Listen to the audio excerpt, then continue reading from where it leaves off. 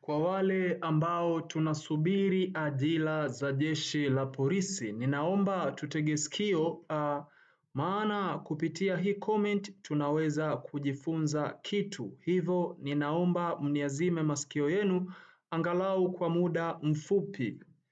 Naomba tu-preview hii comment hapa kwa pamoja, itatuelekeza kitu. Anaitwa Amri Aradini, anasema ya kwamba mimi nina fani ya magari dereva na form 4 vipi ajira ipo? Kwenye hili swali la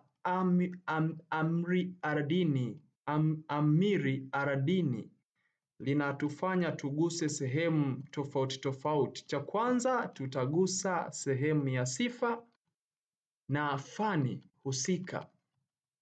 Ninaomba tuongelee kwenye sifa alafu na fani husika ni kwa upande wa jeshi la polisi.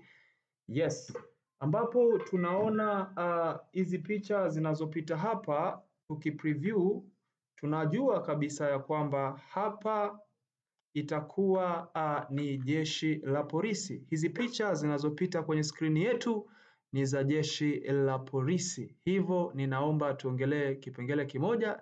Nikianza kwenye kipengele cha fani, mfano Amiri amesema ana fani ya udereva. Yes, udereva ni moja ya fani ambayo inapendwa sana na jeshi la polisi. Udereva ni fani ambayo inapendwa sana na majeshi, sio tu jeshi la polisi. Inaweza kukuongezea credit, maana wakikuajiri wewe unakuwa ni multi-purpose. Unaweza kushika gari, endapo hata kama mmoja amepata hitilafu ama dereva akipata majeraha hata wakati wa vita, wakati wa mashambulizi, wewe unaweza ukakamata gari na ukaendesha vizuri hata kama ni porini. Yes. Kwenye upande wa form 4, jeshi la polisi linachukua kuanzia elimu ya form 4, lakini sheria yake tu mwisho ni 4 ya 28.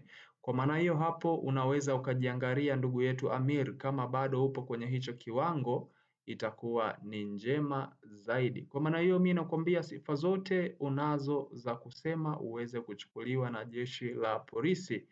Cha kukuomba hivyo vyeti vyako, kama ni leseni ya udereva uwe nayo fresh, uwe na leseni ya udereva, uwe na cheti kutoka sehemu maalum ambayo inatoa taaluma hiyo ya magari, itapendeza zaidi, na cheti hicho kiwe ni cheti ambacho kinajulikana kisheria.